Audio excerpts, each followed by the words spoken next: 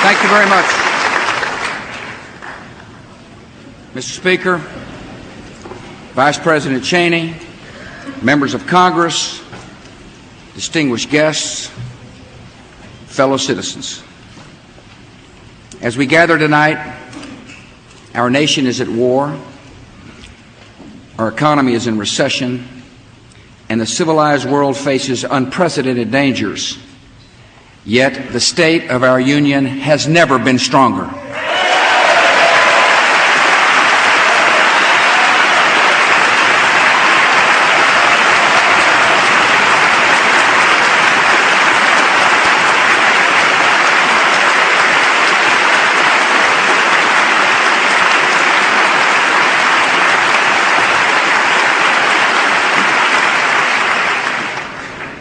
We last met in an hour of shock and suffering. In 4 short months, our nation has comforted the victims, begun to rebuild New York and the Pentagon, rallied a great coalition, captured, arrested, and rid the world of thousands of terrorists, destroyed Afghanistan's terrorist training camps, saved the people from starvation, and freed a country from brutal oppression.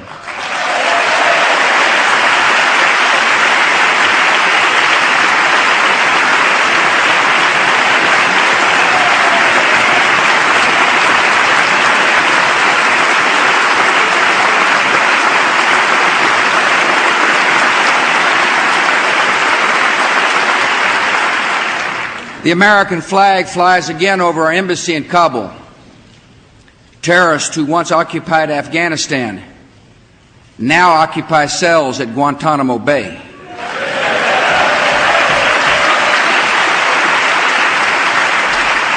And terrorist leaders who urged followers to sacrifice their lives are running for their own.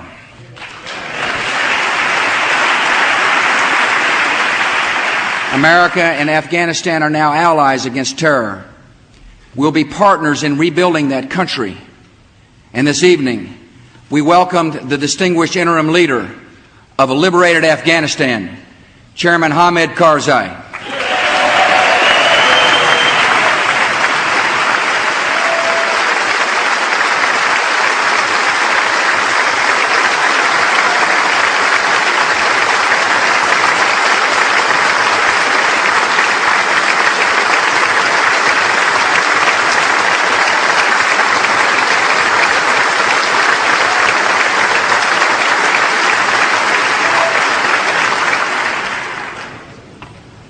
The last time we met in this chamber, the mothers and daughters of Afghanistan were captives in their own homes, forbidden from working or going to school.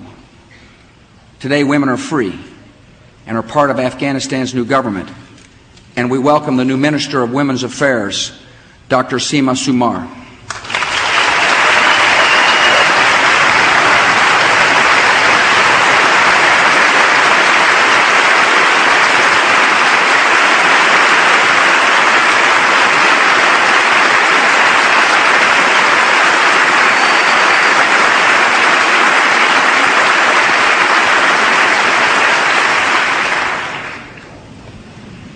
Our progress is a tribute to the spirit of the Afghan people, to the resolve of our coalition, and to the might of the United States military.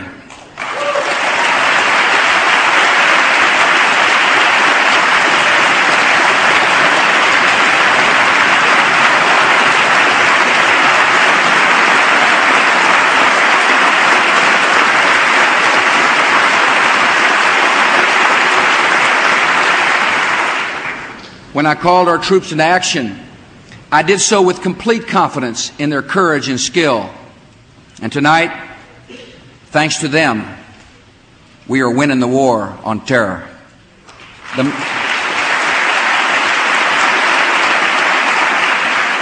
men and women of our armed forces have delivered a message now clear to every enemy of the United States, even 7,000 miles away, across oceans and continents, on mountaintops and in caves.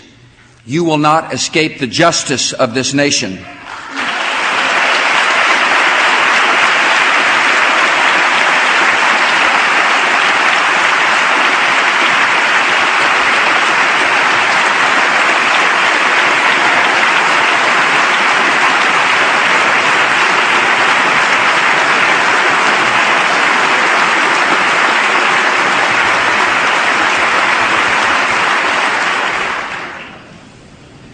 For many Americans, these 4 months have brought sorrow and pain that will never completely go away.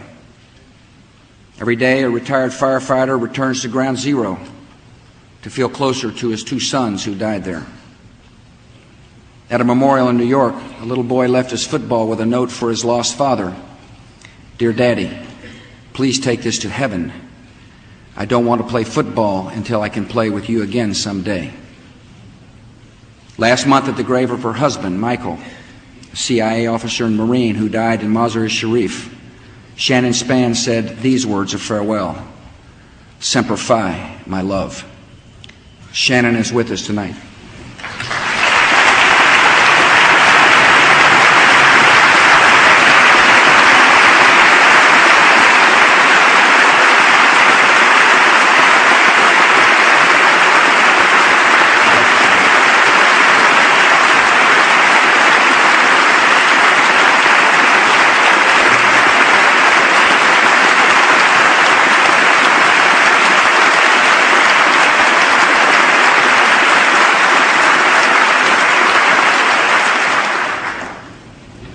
Shannon, I assure you and all who have lost a loved one that our cause is just and our country will never forget the debt we owe Michael and all who gave their lives for freedom. Our cause is just, and it continues. Our discoveries in Afghanistan confirmed our worst fears and showed us the true scope of the task ahead. We have seen the depth of our enemies' hatred in videos where they laugh about the loss of innocent life. And the depth of their hatred is equaled by the madness of the destruction they design. We have found diagrams of American nuclear power plants and public water facilities, detailed instructions for making chemical weapons, surveillance maps of American cities, and thorough descriptions of landmarks in America and throughout the world. What we have found in Afghanistan confirms that far from ending there, our war against terror is only beginning. Most of the 19 men who hijacked planes on September the 11th were trained in Afghanistan's camps, and so were tens of thousands of others. Thousands of dangerous killers, schooled in the methods of murder, often supported by outlaw regimes, are now spread throughout the world like ticking time bombs set to go off without warning. Thanks to the work of our law enforcement officials and coalition partners, hundreds of terrorists have been arrested, yet tens of thousands of trained terrorists are still at large. These enemies view the entire world as the battlefield, and we must pursue them wherever they are.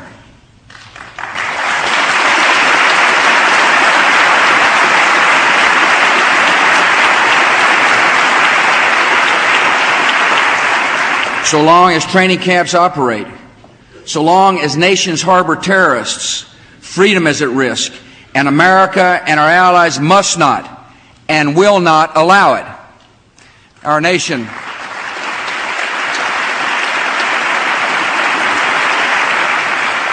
nation will continue to be steadfast and patient and persistent in the pursuit of 2 great objectives.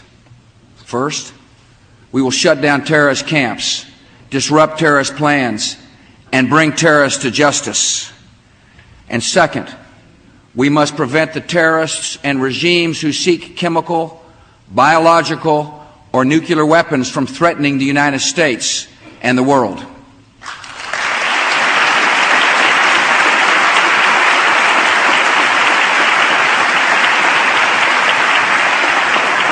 Our military has put the terror training camps of Afghanistan out of business, yet camps still exist in at least a dozen countries. A terrorist underworld, including groups like Hamas, Hezbollah, Islamic Jihad, Jaish-e-Mohammed, operates in remote jungles and deserts and hides in the centers of large cities.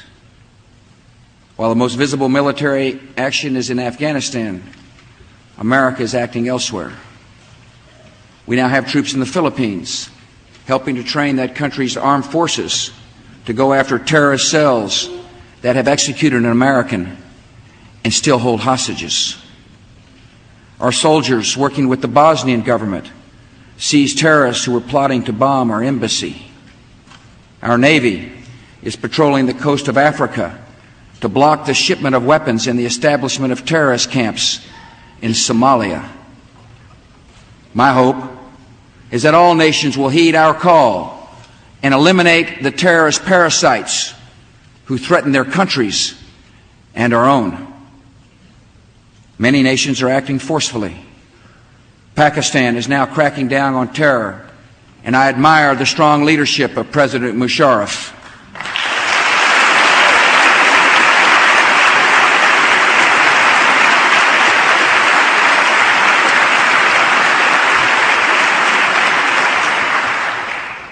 But some governments will be timid in the face of terror. And make no mistake about it, if they do not act, America will.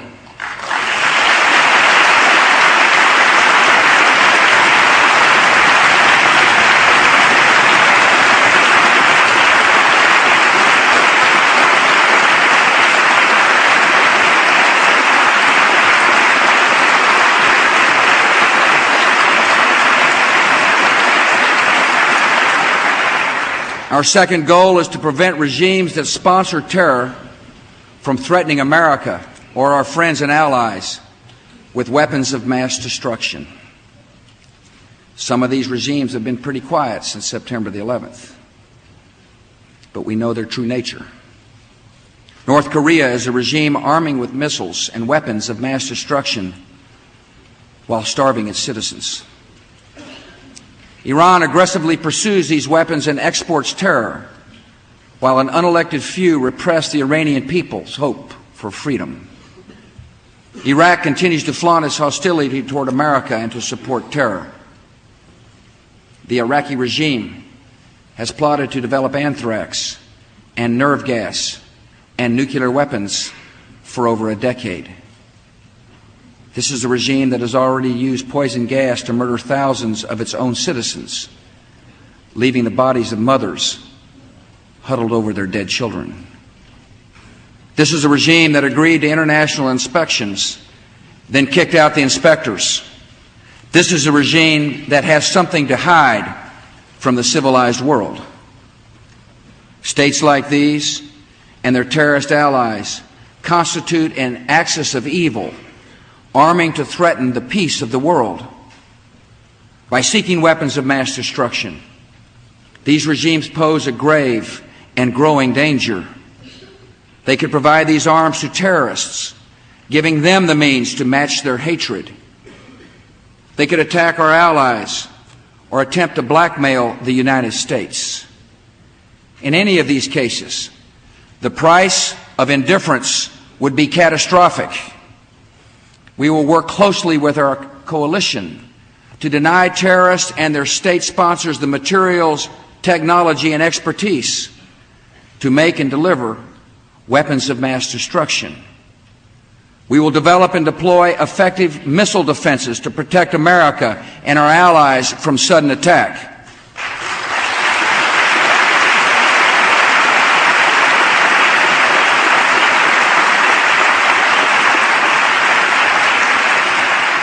And all nations should know America will do what is necessary to ensure our nation's security. We'll be deliberate, yet time is not on our side. I will not wait on events while dangers gather. I will not stand by as peril draws closer and closer. The United States of America will not permit the world's most dangerous regimes to threaten us with the world's most destructive weapons.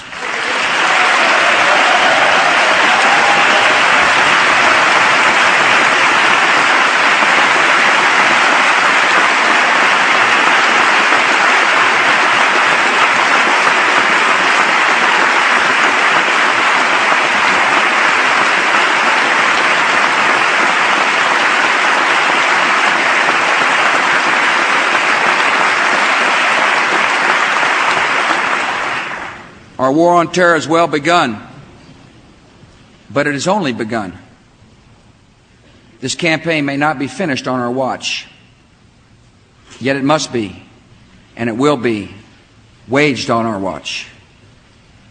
We can't stop short.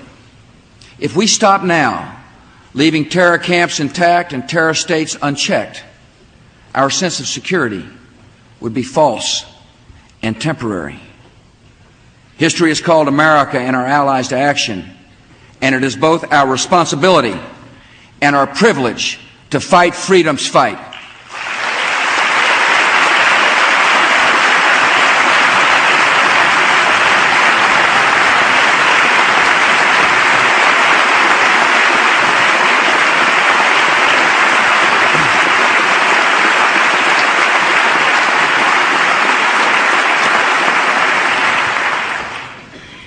Our first priority must always be the security of our nation, and that will be reflected in the budget I send to Congress. My budget supports three great goals for America. We will win this war, we'll protect our homeland, and we will revive our economy. September the 11th brought out the best in America and the best in this Congress, and I join the American people in applauding your unity and resolve.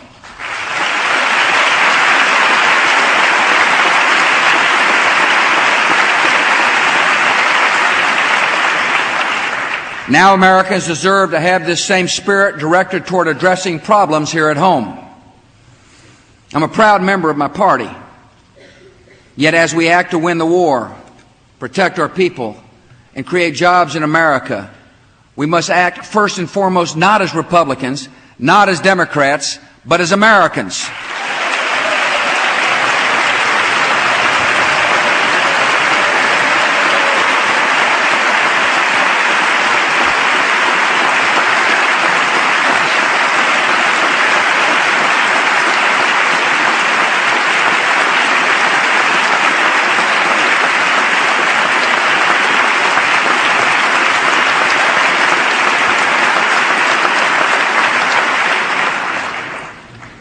It costs a lot to fight this war. We have spent more than $1 billion a month, over $30 million a day, and we must be prepared for future operations. Afghanistan proved that expensive precision weapons defeat the enemy and spare innocent lives, and we need more of them. We need to replace aging aircraft and make our military more agile to put our troops anywhere in the world quickly and safely. Our men and women in uniform deserve the best weapons, the best equipment, the best training, and they also deserve another pay raise.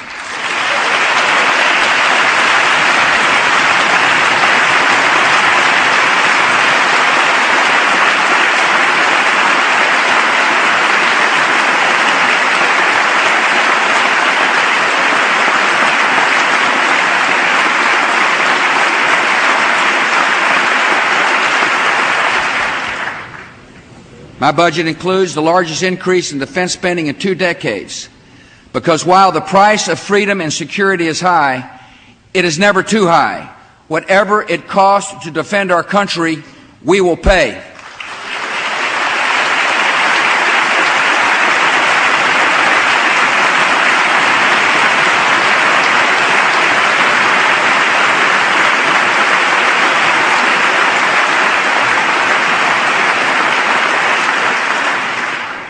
The next priority of my budget is to do everything possible to protect our citizens and strengthen our nation against the ongoing threat of another attack. Time and distance from the events of September the 11th will not make us safer unless we act on its lessons. America is no longer protected by vast oceans. We are protected from attack only by vigorous action abroad and increased vigilance at home. My budget nearly doubles funding for a sustained strategy of homeland security focused on 4 key areas: bioterrorism, emergency response, airport and border security, and improved intelligence. We will develop vaccines to fight anthrax and other deadly diseases. We'll increase funding to help states and communities train and equip our heroic police and firefighters.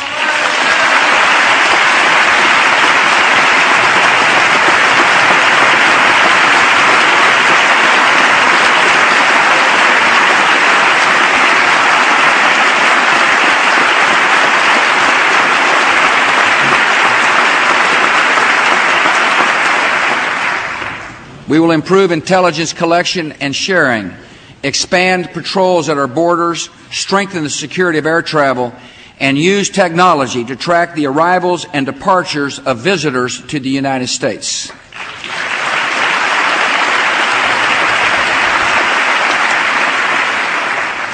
Homeland Security will make America not only stronger, but in many ways better. Knowledge gained from bioterrorism research will improve public health.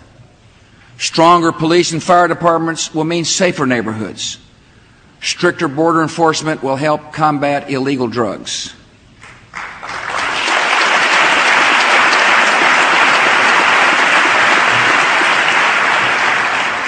And as government works to better secure our homeland, America will continue to depend on the eyes and ears of alert citizens. A few days before Christmas, an airline flight attendant spotted a passenger lighting a match. The crew and passengers quickly subdued the man, who had been trained by Al-Qaeda and was armed with explosives. The people on that plane were alert, and as a result likely saved nearly 200 lives. And tonight we welcome and thank Flight Attendant Hermes Mutardere and Christina Jones.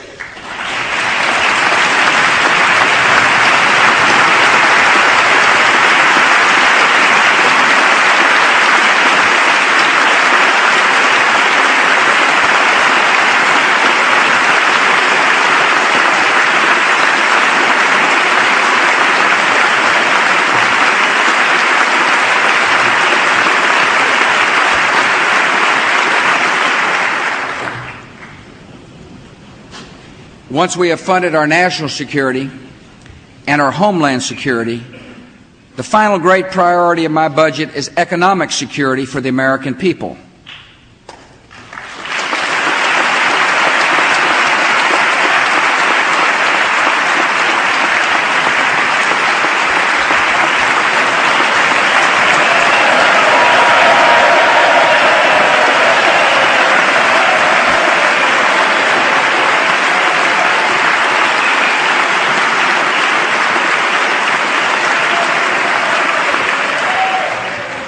To achieve these great national objectives, to win the war, protect the homeland, and revitalize our economy, our budget will run a deficit that will be small and short-term so long as Congress restrains spending and acts in a fiscally responsible manner.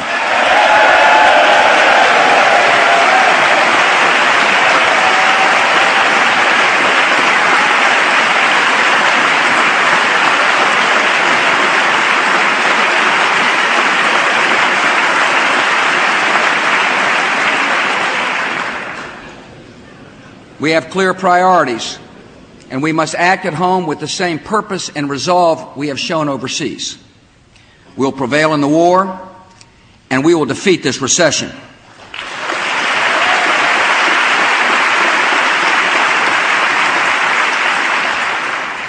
Americans who've lost their jobs need our help, and I support extending unemployment benefits and direct assistance for health care coverage.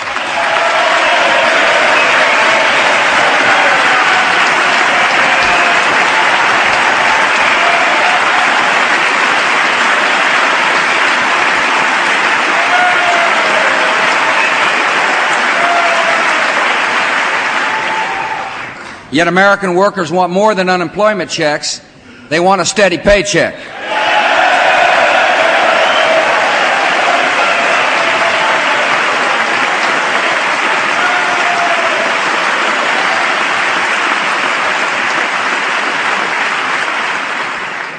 When America works, America prospers, so my economic security plan can be summed up in one word: jobs.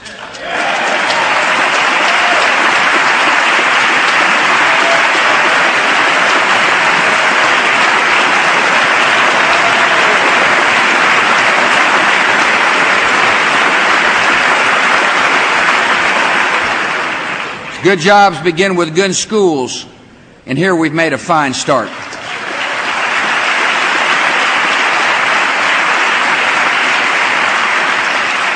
Republicans and Democrats work together to achieve historic education reform so that no child is left behind.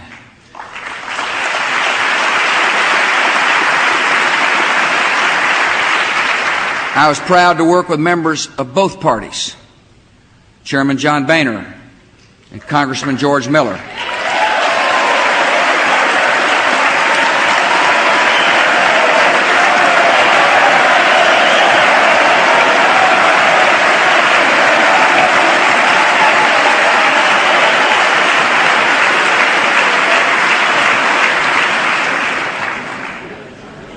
Senator Judd Gregg,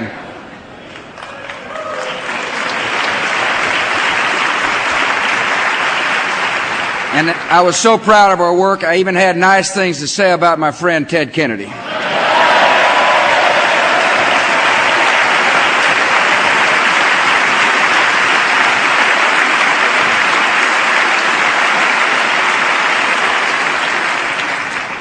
I know the folks at the Crawford Coffee Shop couldn't believe I'd say such a thing. But our work on this bill shows what is possible if we set aside posturing and focus on results.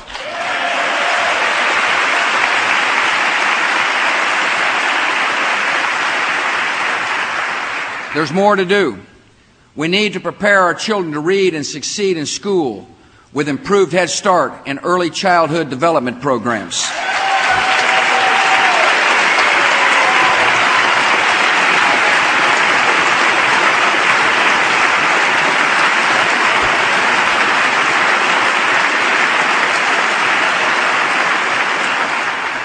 We must upgrade our teacher colleges and teacher training and launch a major recruiting drive with a great goal for America: a quality teacher in every classroom.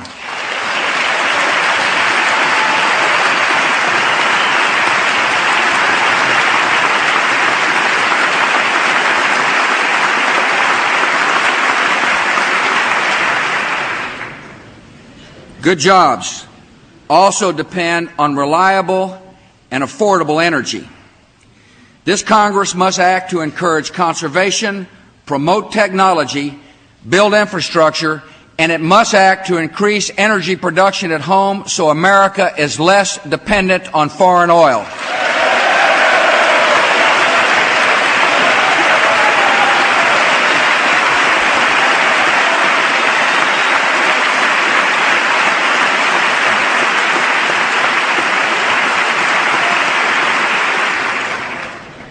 Good jobs depend on expanded trade. Selling into new markets creates new jobs. So I ask Congress to finally approve Trade Promotion Authority.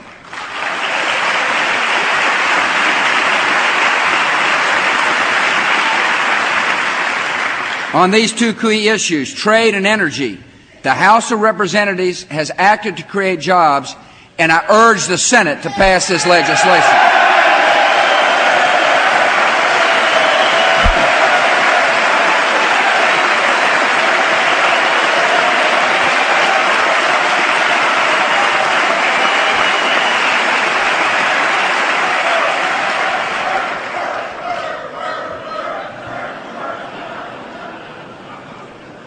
Good jobs depend on sound tax policy.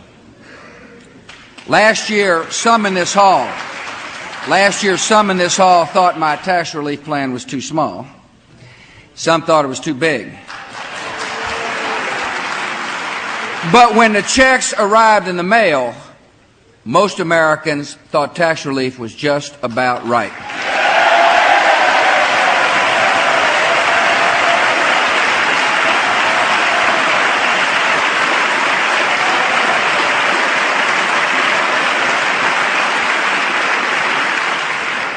Congress listened to the people and responded by reducing tax rates, doubling the child credit, and ending the death tax. For the sake of long-term growth and to help Americans plan for the future, let's make these tax cuts permanent.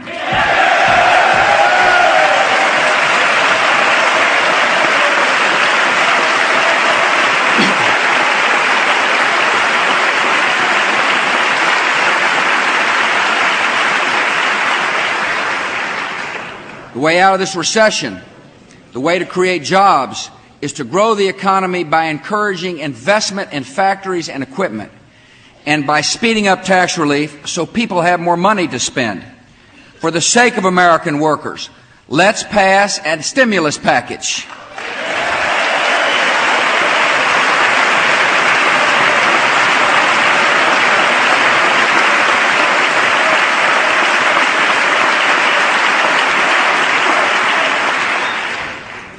Good jobs must be the aim of welfare reform.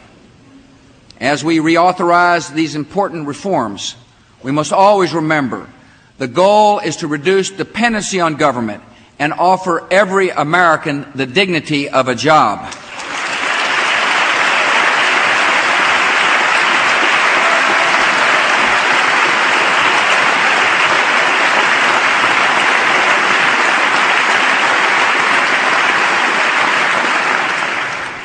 Americans know economic security can vanish in an instant without health security.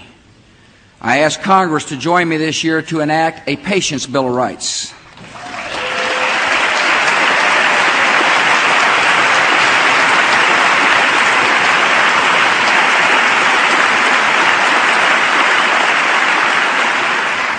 To give uninsured workers credits to help buy health coverage.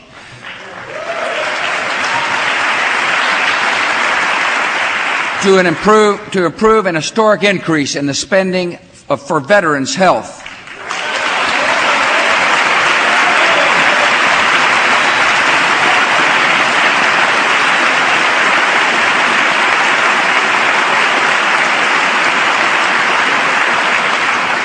And to give seniors a sound and modern Medicare system that includes coverage for prescription drugs.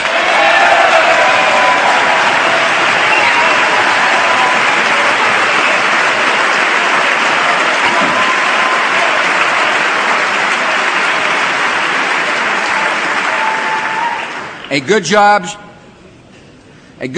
should lead to security in retirement. I ask Congress to enact new safeguards for 401k and pension plans.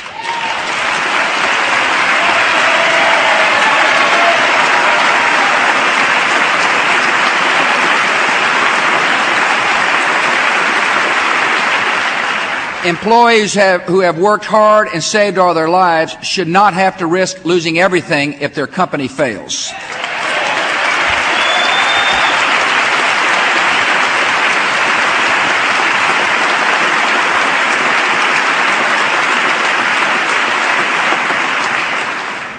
Through stricter accounting standards and tougher disclosure requirements, corporate America must be made more accountable to employees and shareholders and held to the highest standards of conduct.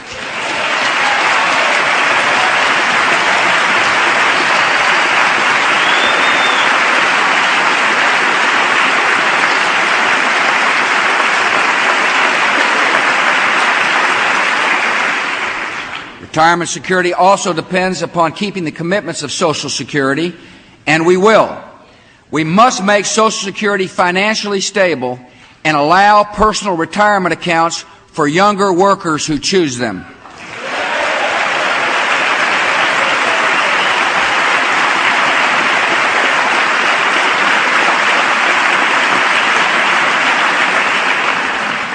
Members, you and I will work together in the months ahead on other issues.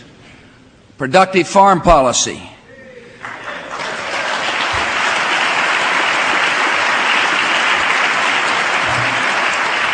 a cleaner environment,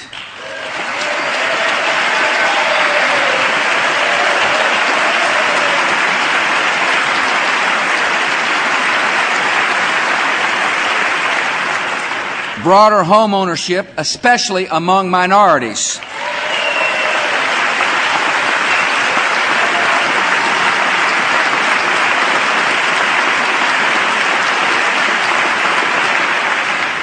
and ways to encourage the good work of charities and faith-based groups.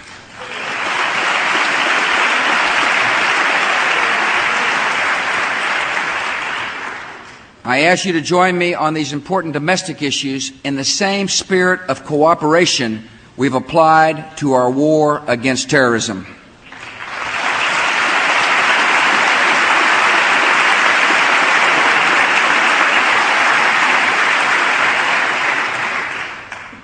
During these last few months, I've been humbled and privileged to see the true character of this country in a time of testing. Our enemies believed America was weak and materialistic, that we would splinter in fear and selfishness. They were as wrong as they are evil.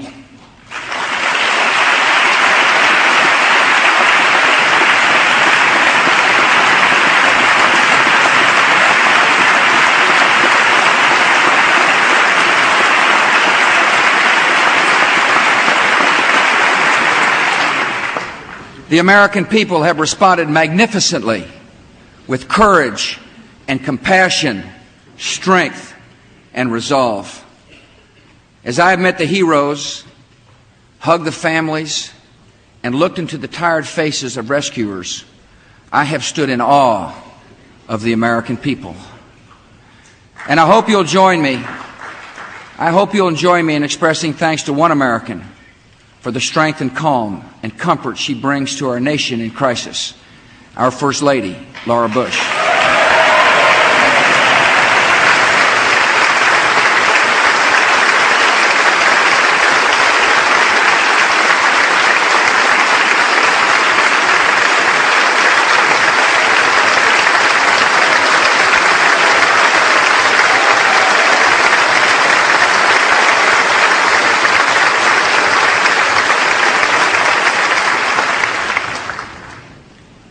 None of us would ever wish the evil that was done on September the 11th.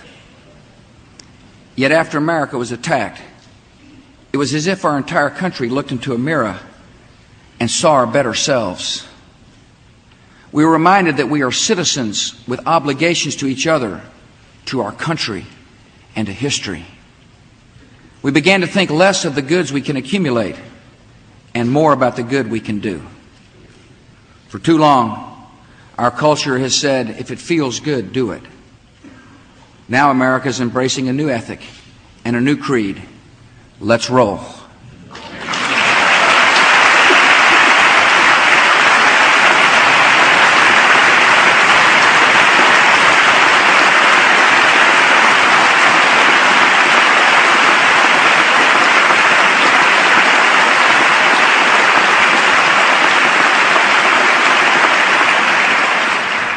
In the sacrifice of soldiers, the fierce brotherhood of firefighters, and the bravery and generosity of ordinary citizens, we have glimpsed what a new culture of responsibility could look like. We want to be a nation that serves goals larger than self. We've been offered a unique opportunity, and we must not let this moment pass. My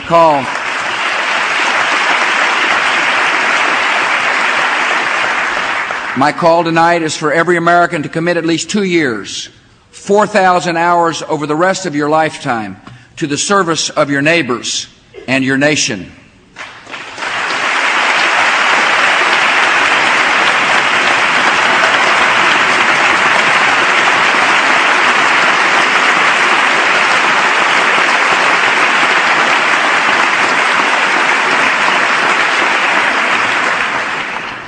Many are already serving, and I thank you. If you aren't sure how to help, I've got a good place to start. To sustain and extend the best that has emerged in America, I invite you to join the new USA Freedom Corps.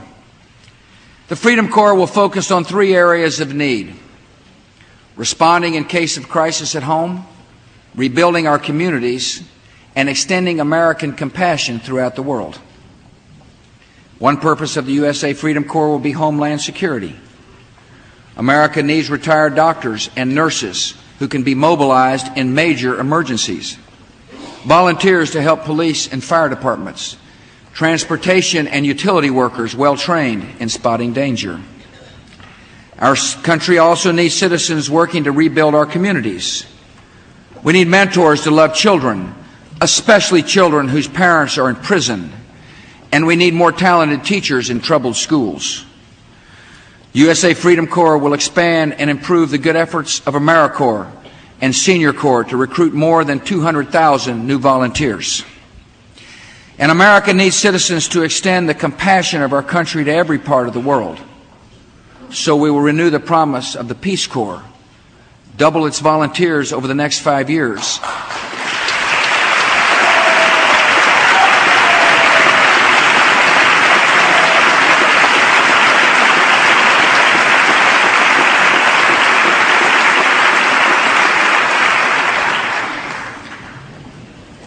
and ask it to join a new effort to encourage development and education and opportunity in the Islamic world.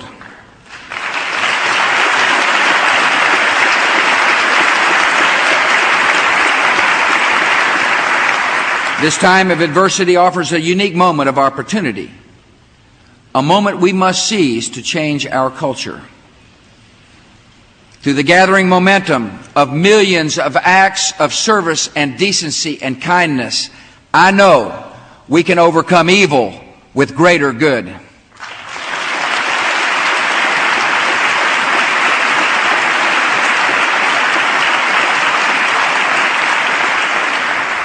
And we have a great opportunity during this time of war to lead the world toward the values that will bring lasting peace.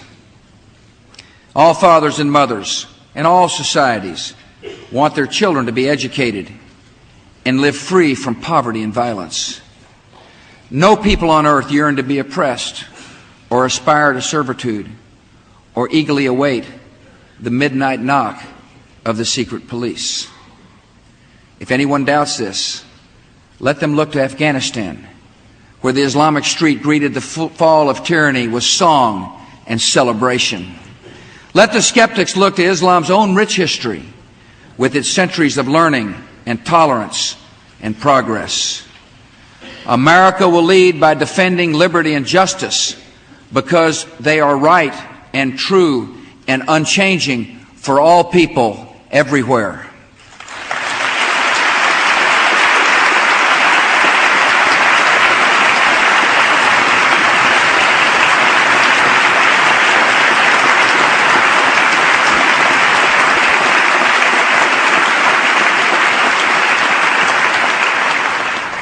No nation owns these aspirations, and no nation is exempt from them.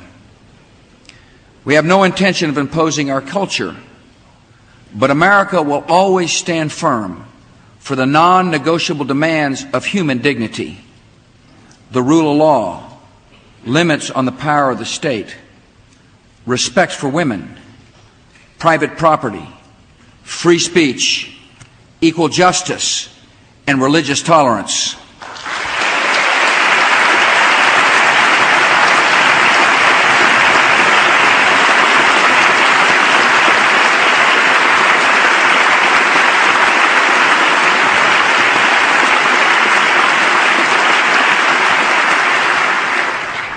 America will take the side of brave men and women who advocate these values around the world, including the Islamic world, because we have a greater objective than eliminating threats and containing resentment. We seek a just and peaceful world beyond the war on terror. In this moment of opportunity, a common danger is erasing old rivalries. America is working with Russia and China and India in ways we have never before to achieve peace and prosperity. In every region, free markets and free trade and free societies are proving their power to lift lives.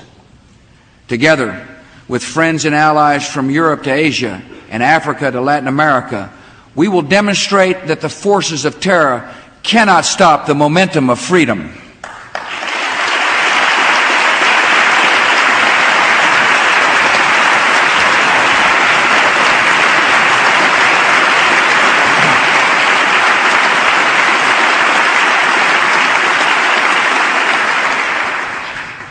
The last time I spoke here, I expressed the hope that life would return to normal. In some ways it has, in others it never will. Those of us who have lived through these challenging times have been changed by them. We've come to know truths that we will never question. Evil is real, and it must be opposed.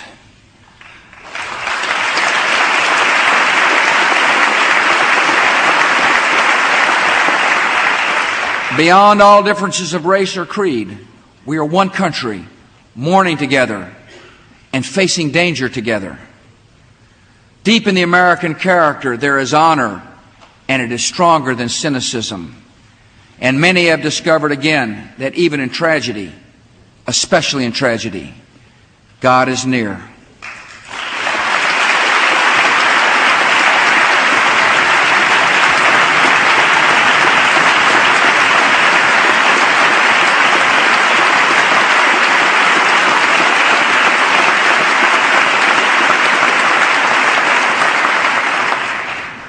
In a single instant, we realized that this will be a decisive decade in the history of liberty, that we've been called to a unique role in human events. Rarely has the world faced a choice more clear or consequential. Our enemies send other people's children on missions of suicide and murder. They embrace tyranny and death as a cause and a creed. We stand for a different choice, made long ago on the day of our founding. We affirm it again today. We choose freedom and the dignity of every life.